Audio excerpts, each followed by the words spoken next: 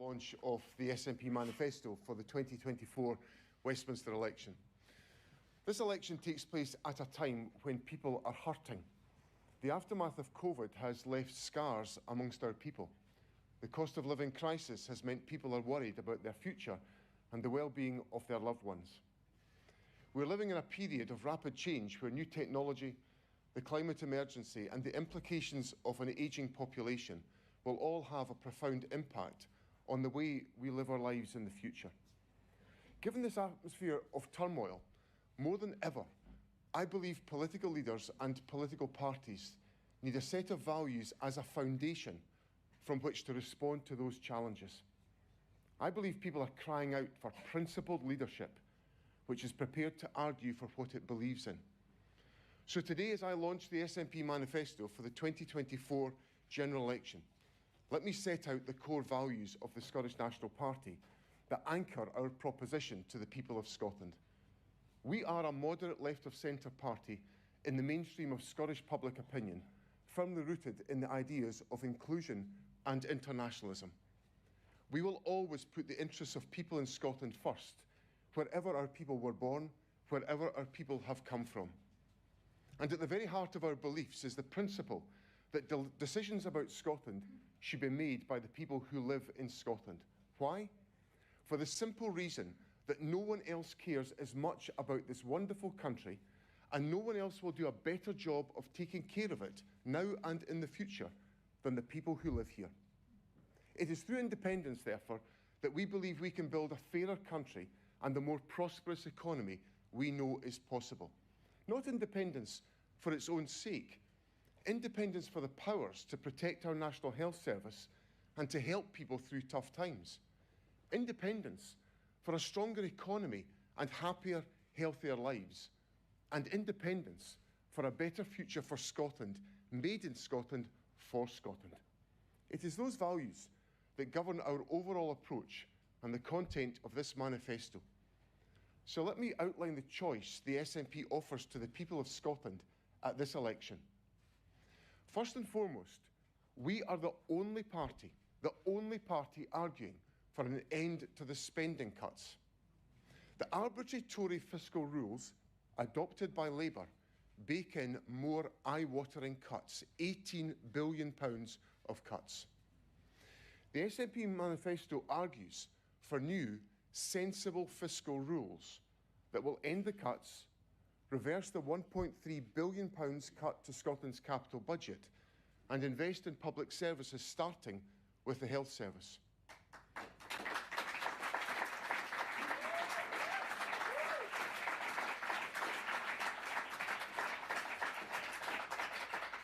We will join with progressive politicians south of the border to press for greater funding for the NHS and for the UK Government to match the pay deals that we've given our health staff in Scotland.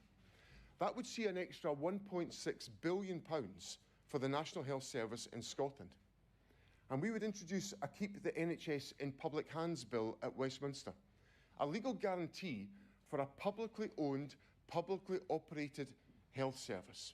The SNP message on the health service is clear. It is simple and it will never change. The NHS is not for sale. Voting SNP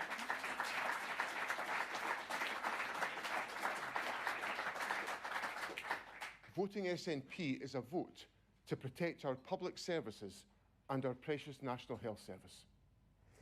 Friends, I've made clear the focus of my government will be to eradicate child poverty.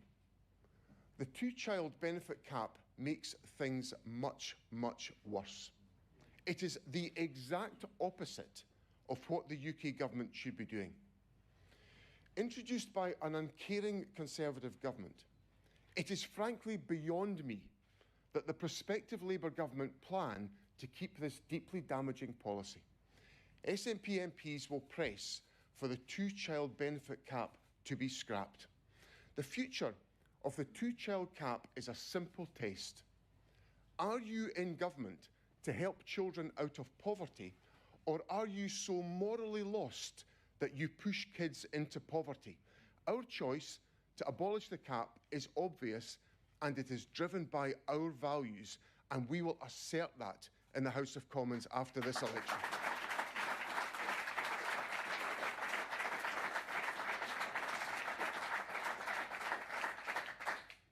Those values that demand the removal of the two-child cap also drive the SNP on so many issues, not least nuclear weapons. We will demand an end to the obscene waste of billions of pounds on a new generation of weapons of mass destruction. And while we're talking about waste, SNP MPs will demand that the House of Lords is abolished. Our values, Scotland's choices. Elected government, not ermine-clad cronies. Lift the two-child cap, not the cap on bankers' bonuses. Bairns, not bombs, and investment, not cuts. I believe those choices represent the values that most of us share. They are Scotland's values, and a vote for the SNP, a vote for this manifesto, is a vote for those values for Scotland.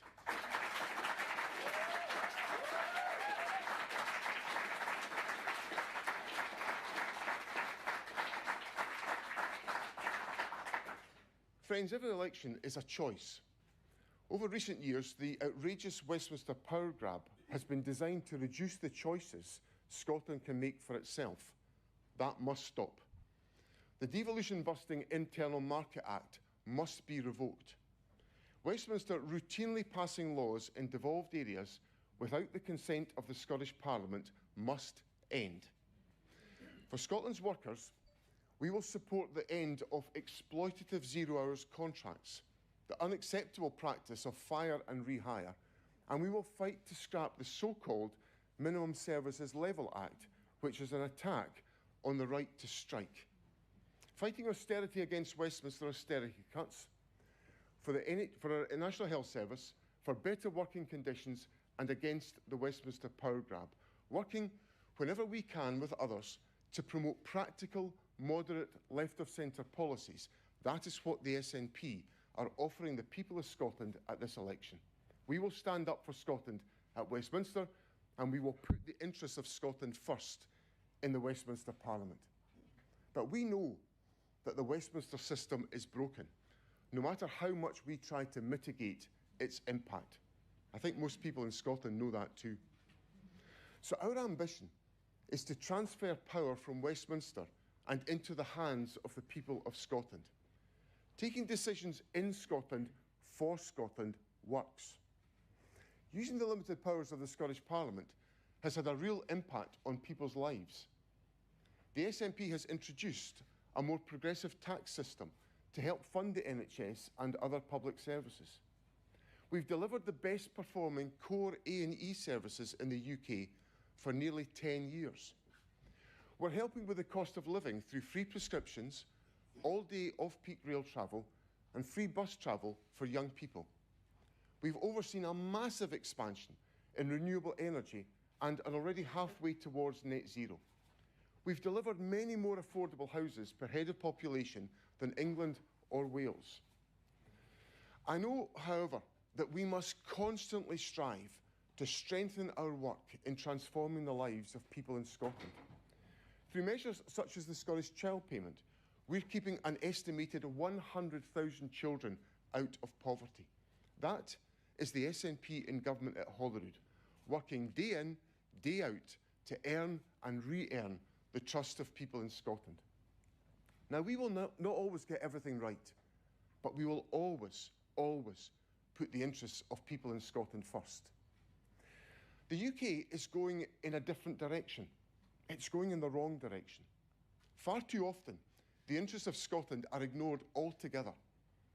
I've spoken a lot in this campaign about the ABC of Westminster-imposed austerity cuts, Brexit, and the cost of living crisis. Scotland wanted none of that, but they were all imposed anyway against our will. So today, I want to introduce a D to that list: democracy. With independence, people in Scotland will always get the governments they vote for. That's how democracy should work. Engaging in respectful persuasion, taking account of everyone's view, working together wherever possible in the national interest. And it's through the power of democracy that we will win our independence. There is no other way to do it. We must never lose faith in the power of the democratic voice of the people of Scotland. In 2021, they voted for a Scottish Parliament with a clear majority for independence and for a referendum on the question of independence. That democratic choice must be respected. At this election, we have the opportunity to reinforce the case for Scotland becoming an independent country. It is the substance of the case that will take us there, and that starts with the economy. Scotland has resources and talent in abundance. We have extraordinary energy resources, a world-class food and drink sector, an incredible tourism offering, brilliant universities, thriving financial services and creative industries, and we are at the forefront of the industries of the future, such as offshore wind power. Since coming to office, the SNP has grown both productivity and the Scottish economy faster per head than the United Kingdom. But most economic powers still lie with Westminster, and the UK economy is failing far too many people. In an independent Scotland, we could be back in the EU for the first time as an equal member in our own right. We would be part of the huge single market, which by population is 7 times the size of the UK. We would enjoy once again the benefits of European freedom of movement, vital for so many Scottish businesses. Our young people would have the opportunity again to study and to work freely across Europe. And in turn, we would welcome our fellow Europeans to Scotland. The SNP has funded one of Europe's finest programmes dedicated to the creation of high-growth businesses. With a potential market of 450 million people in the single market, think of the massive opportunity for further growth. Of course, an independent Scotland, like all countries, would face challenges. Success would not be guaranteed. That would be determined by our own decisions as a country and the choices we make. But when we look at independent European countries similar to Scotland, there are grounds for optimism and hope. Countries like Denmark, Ireland and Sweden are wealthier per head than the United Kingdom. They are fairer with lower inequality. They have higher productivity, the key driver of living standards, and they have lower poverty. So with all of our resources, all of our talent, with everything we have to offer and all of our ambition, why not Scotland?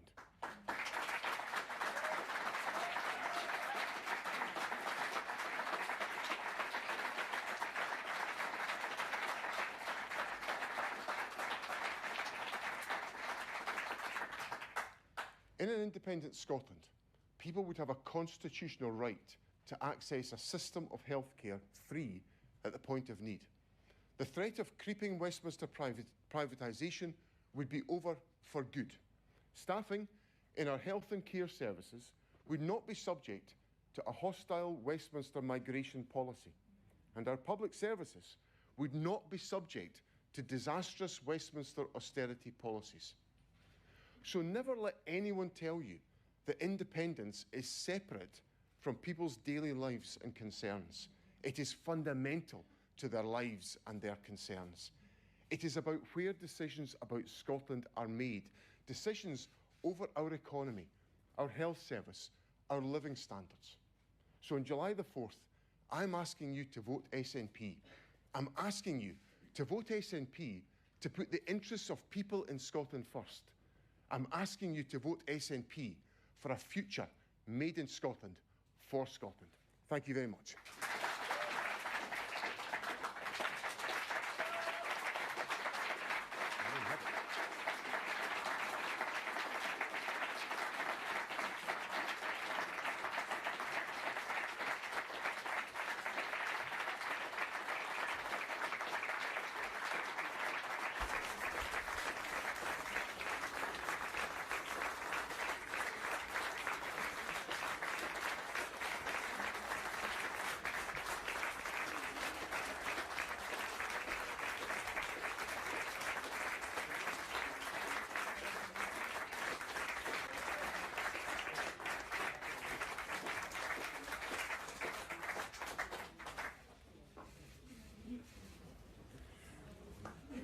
Okay, right.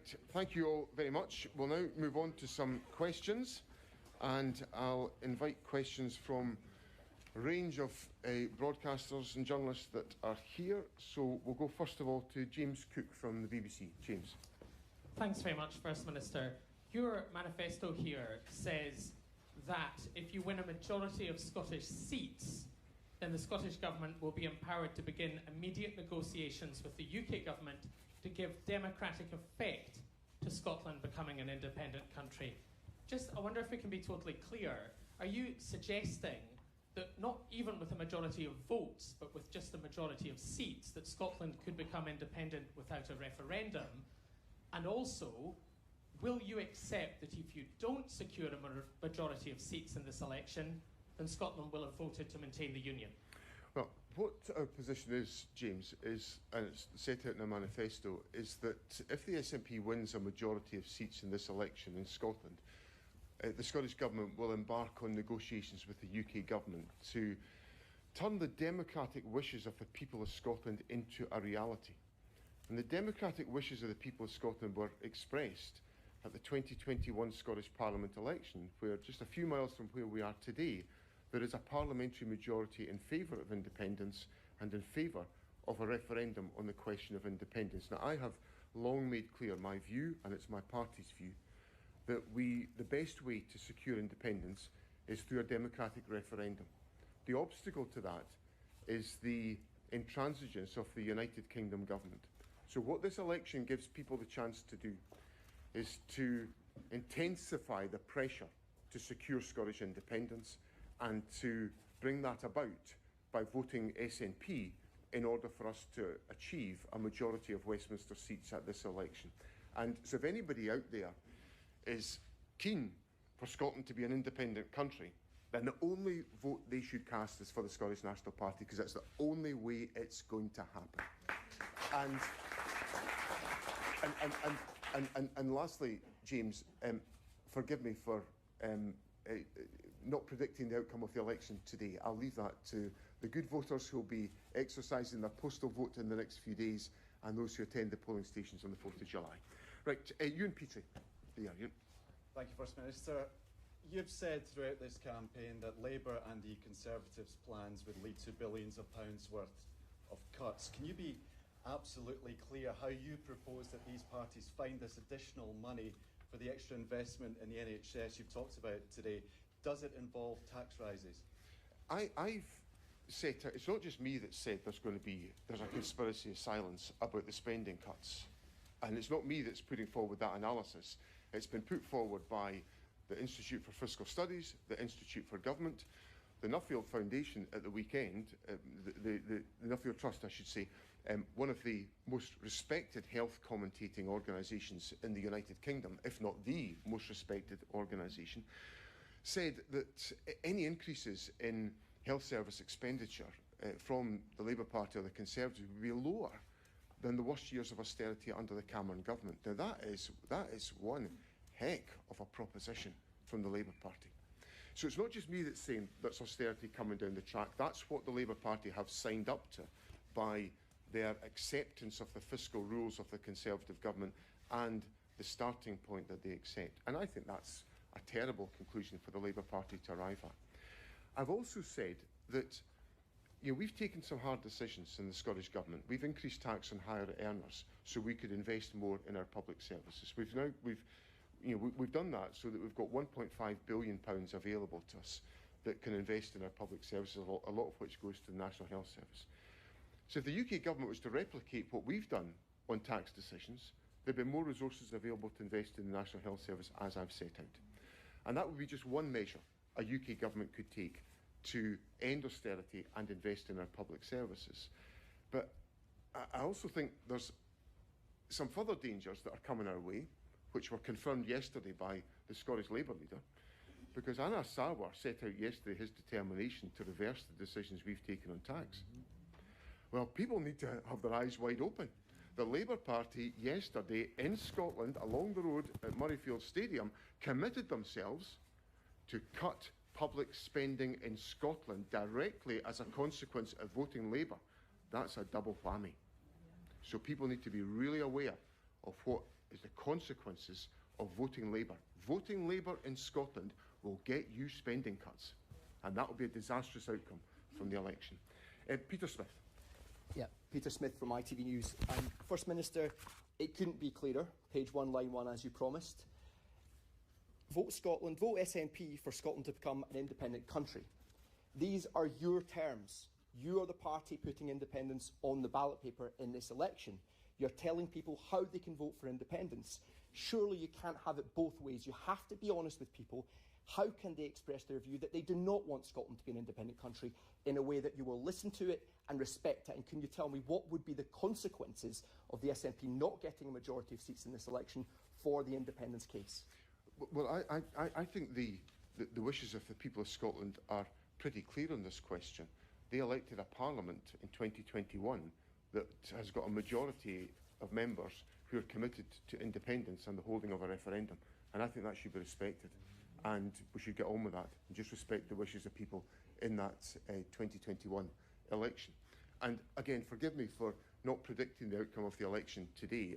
I'm going out and I've been working very hard around the country to make sure that we get our message across and that we win this election, and that will be the focus of all our efforts. Tamara Cohen. Tamara. Thank you, First Minister. You've said that independence can't be separated from people's day-to-day concerns, but many of your supporters don't seem to agree. While support for independence is about where it was 10 years ago, support for your party is projected to fall. And I wonder if you can tell us why you think that supporters of independence will be turning away from the SNP at this election. Why have you not brought them with you? I think there's two things behind that, Tamara. One is that the SNP's had a tough time for the last wee while, and I'm here to address that, and we are strengthening our position, and we're working hard to command the trust and the confidence of people in Scotland. The second thing is that people are desperate to get rid of the Tories. Absolutely desperate to get rid of this awful, awful Conservative government.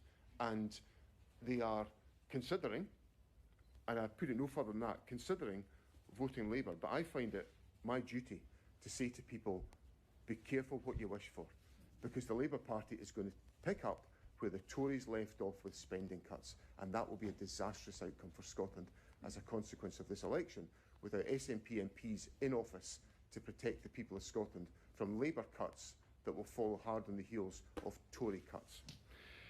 David Wallace-Lockhart. David. Thank you, First Minister. David Wallace-Lockhart, BBC Scotland. This manifesto reads quite a lot like the manifesto before, which read quite a lot like the manifesto before that. You talk about delivering independence. In the near term, you talk about reversing Brexit. Are you not asking Scots to send SNP MPs to Westminster who you know ultimately won't be able to deliver any of these policies? If you look at Brexit, David, everybody knows that Brexit has been a catastrophe, a total disaster. And it is undermining our economy, it's undermining access to people to contribute to our economy, it's undermining the tax take of the United Kingdom because of suppressed levels of economic growth. That's got to be said out loud. It's got to be confronted. It's got to be addressed. We can't just resign ourselves to the fact that the United Kingdom has taken a decision that is deeply damaging. And we've got to act to reverse that, which is why that commitment is so central to the policy proposition that we are putting forward in this election. And that sentiment and that objective will drive the commitments and the priorities of SNP MPs elected to the House of Commons. Catherine Sampson. Catherine Sampson, Channel 4 News. I just wanted to pick up on that, Mr Spinney. You know, at previous elections, you've said, vote SNP to deliver independence. It has not been delivered. You've said, vote SNP to stop Brexit. It was not stopped. And then looking at your domestic record, you haven't delivered on climate change targets, among other things. I just wonder, what's your message to Scots with Labour looking like a more realistic prospect for them, who might be wondering, what's the point in voting SNP this time round? I think in terms of, what does the Labour Party look like? Well, the Labour Party looks like a party that's going to prolong child poverty by keeping the two-child limit. That's beyond, I can't fathom that. I would have thought, this election is supposed to be about change. Where's the change? We're going to carry on with the two-child limit. We're going to carry on with the Tory fiscal rules. We're going to carry on with Brexit. Where's the change? We all know that the two-child limit is keeping children in poverty.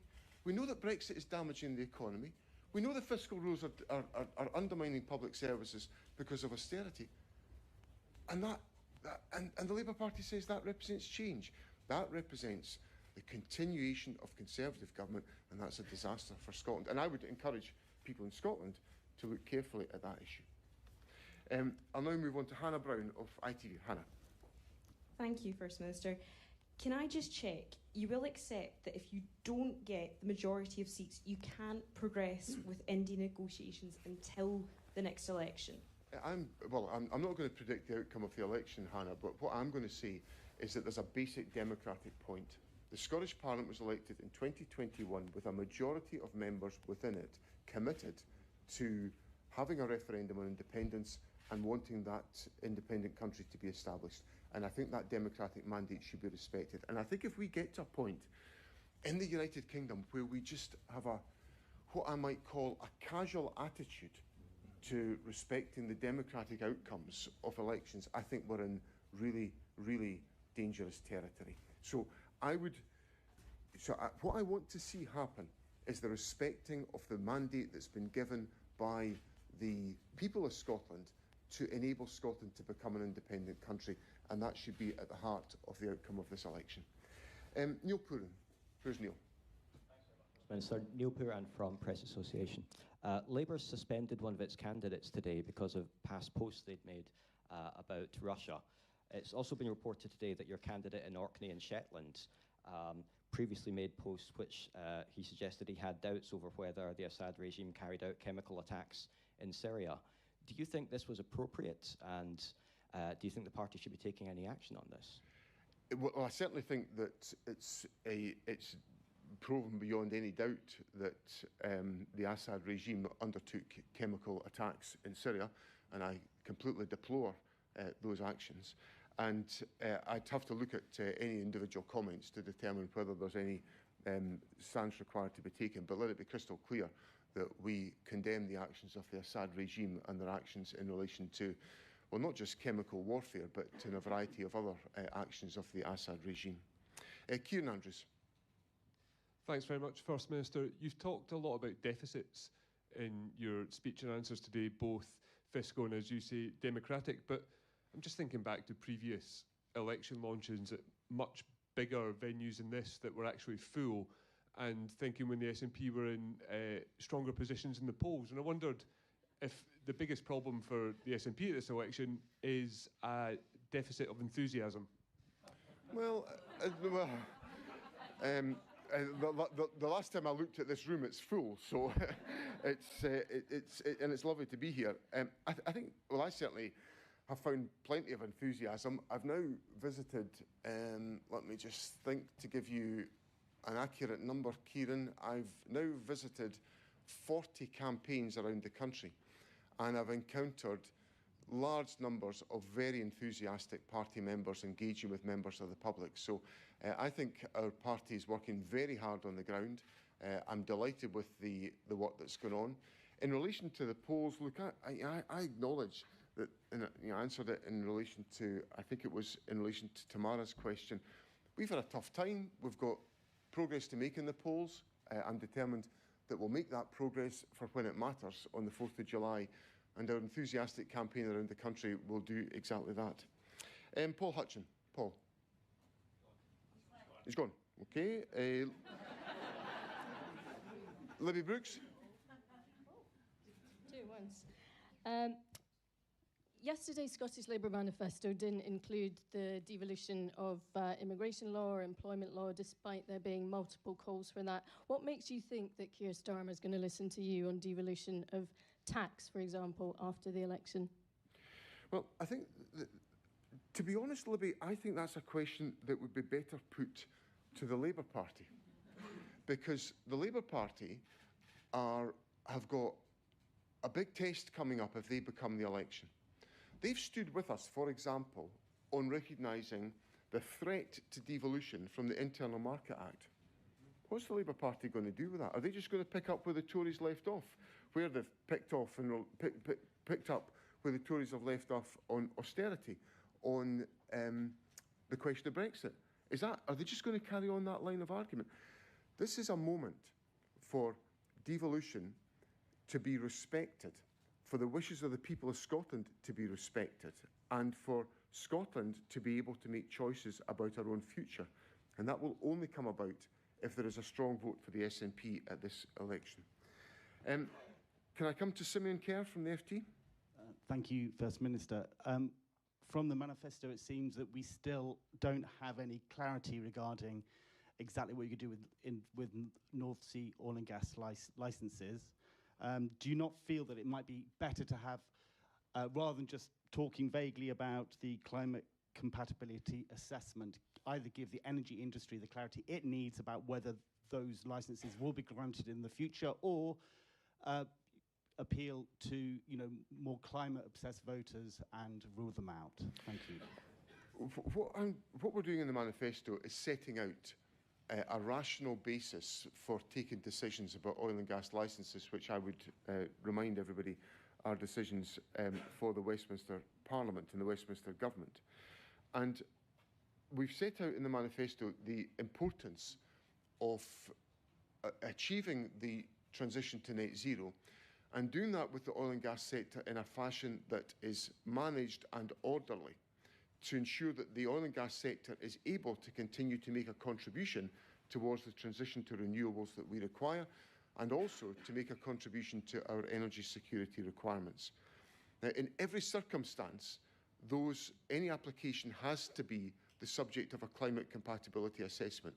And I think that's the orderly, rational way to do it. The Prime Minister has said that he would authorise 100 new licences. I think that's utterly irresponsible, because there is no process involved in that. It's just a commitment to continue without interruption the development of oil and gas, which we know is a serious issue and is incompatible with the long-term journey towards net zero. So the process we're setting out is a rational, orderly process to ensure that we achieve net zero, that we guarantee energy security, and that we support individuals who are employed in the oil and gas sector to be able to transition to the new opportunities that exist in renewables. Can I come to Andrew MacDonald from Politico? Hi, John. Yeah, Andrew from Politico. Looking around in this room here, there are two banners boasting about the achievements of the Scottish Government, but both of them, free prescriptions and free tuition fees, are from over a decade ago, at a time when Alex Salmond was in power. Is that not a bit of a sign that your government has ran out of steam? Okay, there's one up there called free childcare, right? And the free childcare was delivered by this government in 2021, and it now offers double the level of free childcare that was available when this government came to office. So we are continuing to put in place the investments and the steps that are required to ensure the families are supported. You know, a family in Scotland saving £5,500 a year because of that banner up there on free childcare. Now, I'm not sure, I'm just going to look at the other banners that are up here. We could have had one up here about 100,000 children kept out of poverty because of the Scottish Child Payment, and that was just introduced in the last couple of years. So I'm going to take no lessons about the urgency and energy of government from anybody when our government is delivering measures that are lifting children out of poverty, and we are doing all that we can to protect families at a time of such difficulty that they face at the present moment. Now,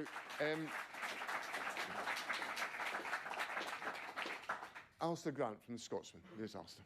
Hi there, thanks very much. Just to be crystal clear and to go back to the issue of independence in this election, is your position seriously that no matter how people vote in this election, even if the SNP loses the vast number of its seats, that is still a mandate for independence because of how people voted in the Scottish Parliament election in 2021? Is that seriously what you're saying? Well, I think people in Scotland should have their democratic wishes respected. And in 2021, they called for there to be a referendum on the question of independence as a consequence of electing a parliamentary majority committed to that particular objective.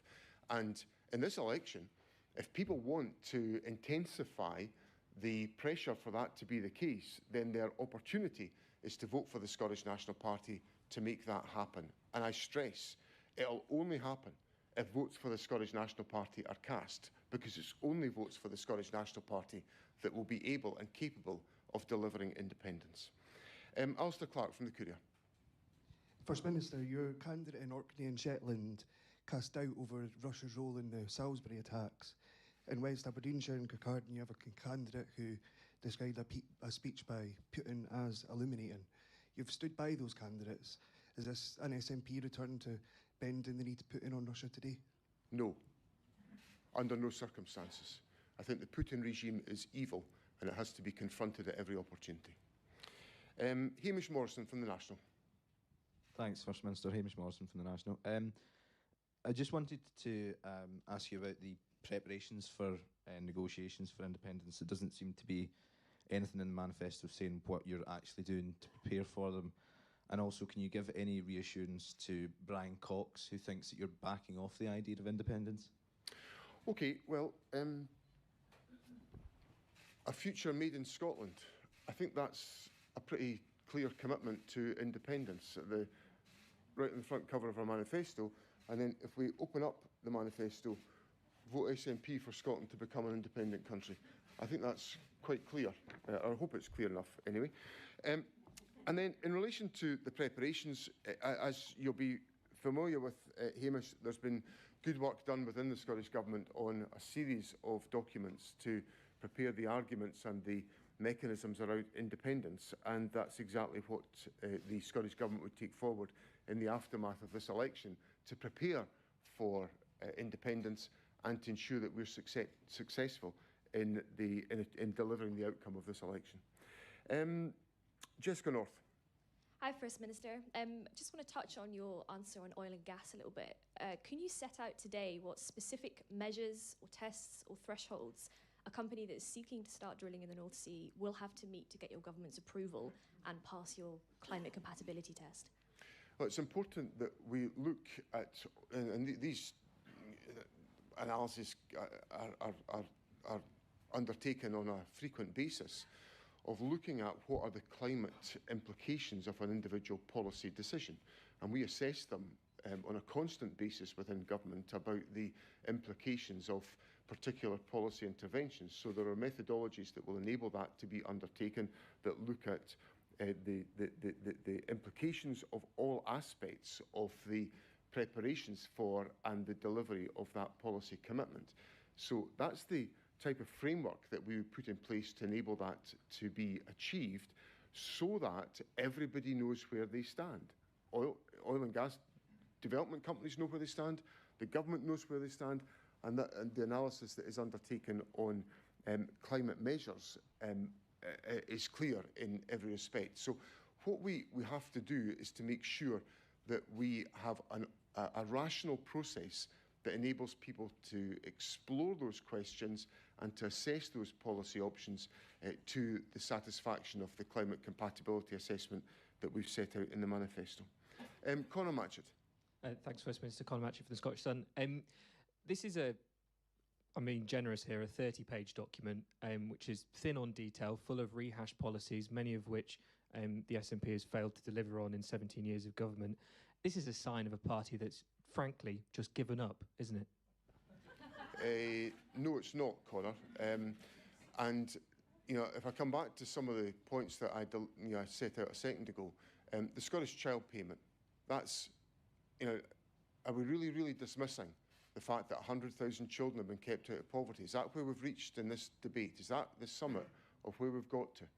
Or the fact that we are seeing measures being taken to deliver the transition towards renewable energy that has essentially decarbonised electricity within Scotland, and we're halfway towards our journey towards net zero? Are we seriously dismissing these elements of progress? So what this manifesto does, Conor, is it sets out an agenda that will enable Scotland to seize the opportunities of independence, for us to be a country that can use the strengths and the foundations of Scotland to the greatest and the maximum effect for Scotland.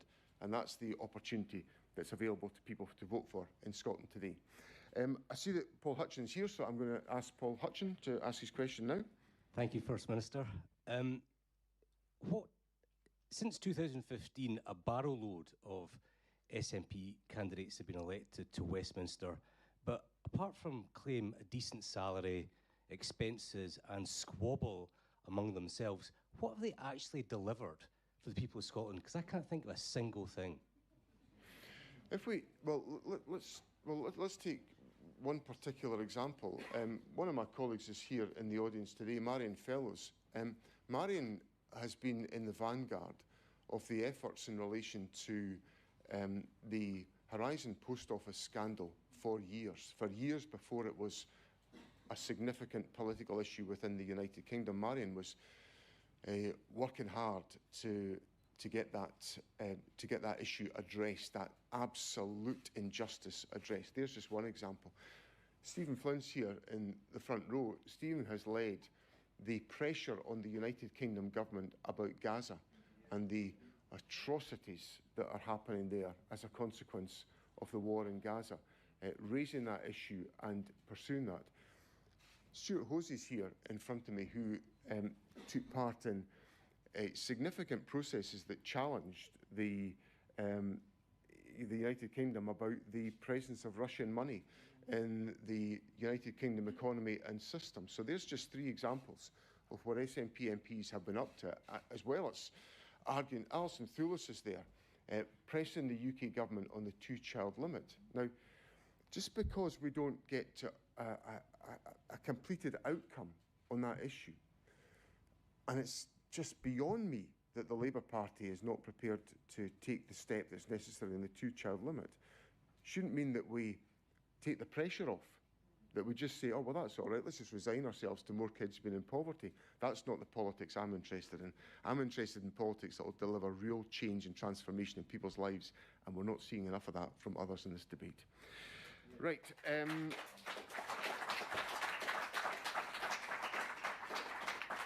Andrew Lermouth. Thanks, First Minister. In the foreword to the manifesto, you say that you honestly don't believe Scotland can bear more cuts. Yet SNP-run Glasgow City Council is imposing a drastic cut on the transformational MCR Pathways mentoring programme in the city schools. SNP councillors are planning to pass on a 50% staffing cut to the service, which deals with vulnerable children, many of them living in poverty. How can you and your party justify that? Well, the difficulty, there's 2 elements to the budget available to the Scottish Government. There's the money that comes from Westminster, and there's the money that we raise ourselves and control ourselves. So, on the money that we raise and control ourselves, we are taking appropriate decisions on, for example, issues like business rates. We've got to be careful about how much we raise from business rates because we've got to maintain a competitive position within the economy. We've taken some hard decisions on tax. So we've got £1.5 billion available to us to spend in Scotland today that we wouldn't have if we didn't have if we hadn't taken those decisions on tax. So we've expanded the resources available to us. The problem is that the other, much larger amount of money that's available from the United Kingdom government is being undermined because of austerity. So the presence of austerity comes to us from the United Kingdom government. That's why I think it's got to stop, because that's the biggest contributor to our budget, the funding from the UK government that comes from the block grant, and it is being eroded by austerity. Now, if you look at what we've done with our budget for local government, for example, local government received in excess of a real terms increase in its budget last year. And so we're making the maximum resources available to local government we can do, but that's in an atmosphere where our budget is undermined by austerity. So when I say our public services cannot bear any more austerity, I make that point seriously, because I see, I know the public finances inside out.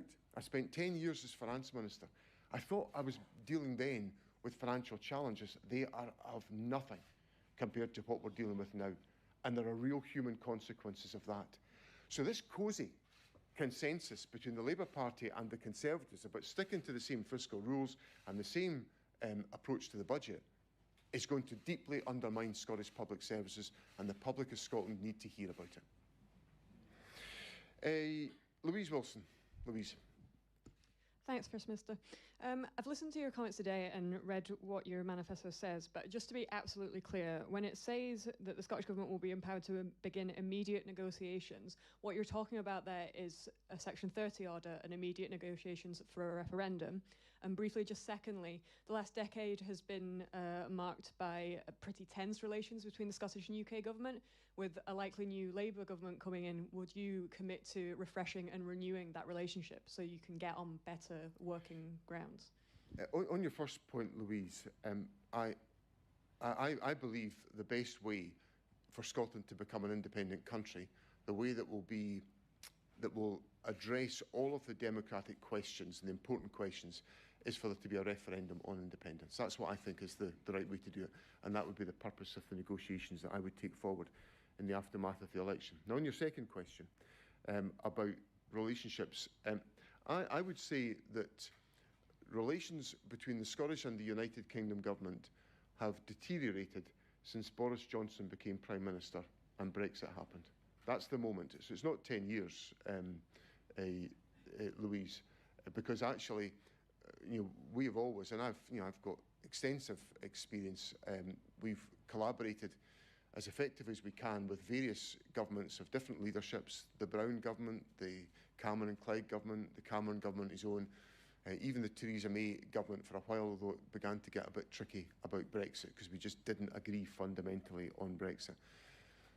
Since 2019, the relationship has been characterised by what I would call total and utter disrespect from the United Kingdom government, both at a level of legislative activity and policy intervention, and at times personal behaviour. So, having said all of that, I do hope that if there is a change of government, that there is the opportunity to make some more progress collaboratively. I think people know me well enough to know that I'm interested in getting things done, making things happen. And I think the climate has been appalling with the United Kingdom government since 2019, and I hope there is an opportunity to remedy that. And the last question will be Simon Johnson. Hi, First Minister. A couple of independence-related questions. You said in response to Alistair that if you get a majority of seats in the election, that this would intensify the mandate that you got in 2021. Doesn't the flip side of that coin also apply, that if you don't get a majority, that it undermines the mandate you claim to have from 2021? And secondly, given the focus on independence in the manifesto, should voters out there for whom independence and an independence referendum is not a priority, should they vote for a different party? I think, well, people will make their choices in the election, and I'll set out why I think they should vote for the Scottish National Party. And in relation to the whole question of, what should people do in this election, my view is that if people want Scotland to be able to progress to become an independent country, they should vote for the Scottish National Party, because that's the way in which this all happens. And that will enable us to pursue the legitimate democratic wishes of the people of Scotland. And just let me say, one of the things you said in your question, Simon, was that I claim there is a mandate for independence. I don't claim that. That was what the people voted for in 2021, and it should be put into effect. Thank you all very much, and we'll see more of you on the campaign trail. Thank you very much.